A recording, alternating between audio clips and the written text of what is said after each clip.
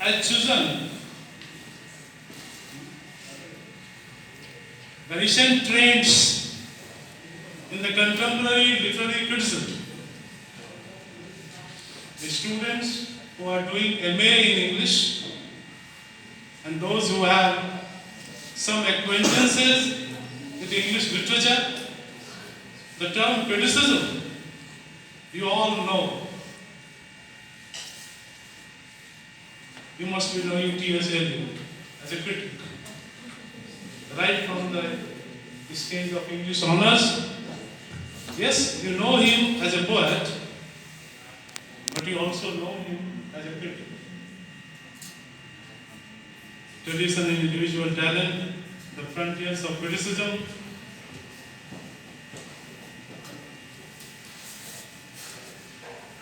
And according to T.S. Eliot, he defines criticism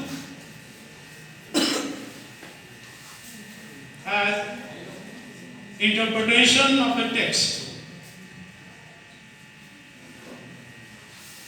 And criticism is just an interpretation. It's not the general meaning, criticizing someone, making some adverse remark on someone. This is not criticism in English literature. It is appreciation of the work of art. When I was a student of honors or MA, there was an unseen passage for critical appreciation. And critical appreciation, as a student, I asked my senior teachers, many of them are no more in this world. Then there was one Ajit Kumar Mishra. He said, क्या करना है? अरे अच्छा बुरा सब तो लिख दो उसके बाद. This अच्छा बुरा I couldn't understand at that time. Maybe something you do not like, something you like. Fine. Your liking of a text. How much do you like a text? And why do you like a text? And how do you understand, how do you like a text? So how, why, what? These questions are to be addressed. The method of criticism. Many people discuss about it. For T.S. Eliot, it was comparison and analysis are the chief tools of criticism. What he said. I am not teaching you T.S. Eliot here.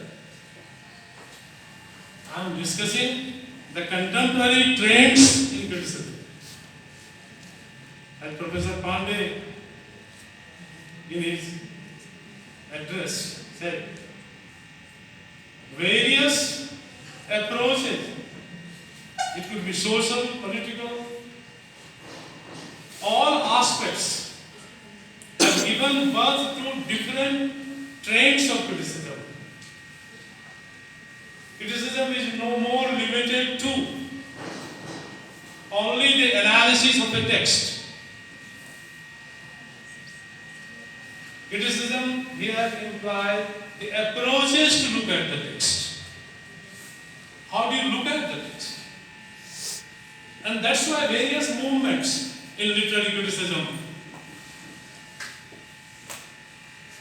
When I say various movements, various trends, starting from the term you might have come across in T.S. Eliot's essay, New Criticism.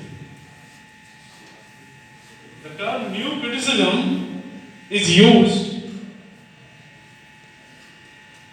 regarding the movement that started in the early 20th century. When I say early 20th century, I Richards, the practical criticism or principles of criticism, he tried to explain what criticism is and what it should be. New criticism term developed because of an essay, The New Criticism, 1941. John Crow Ransom. He wrote an essay, New Criticism. The trend of new criticism emerged in the early 20th century, making it possible for the readers to analyze a text basing the ideas on the basis of the language used in the text. It is the language. Because when you read a poem, when you read a story, the ideas are communicated through language. So it is the language that matters. The text. In linguistics we call it text. In ordinary language also say textbook. A collection of poems or stories, we say textbook. But text is a term, technical term, used for organizing the words to communicate messages. That's the text. It could be literary text, poem, drama, novel.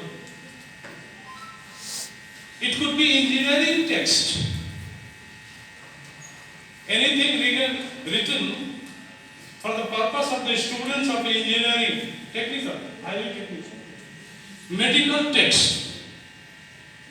So the term text is used not only for literature, for all kinds of writing. Because every text has a message to communicate.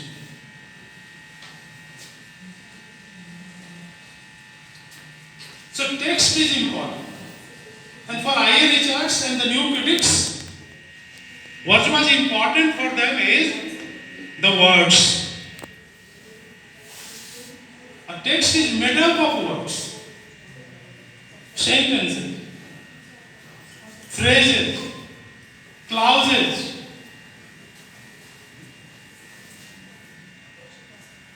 Sentences, clauses, phrases, all connected in a manner that ideas are communicated to the reader. When you read, you get this idea. That is the purpose of the language. As a teacher of linguistics, I have been teaching the function of language. What is the function of language? For general people, layman's definition,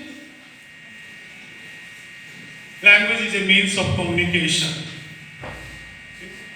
To communicate. How does this communication take place?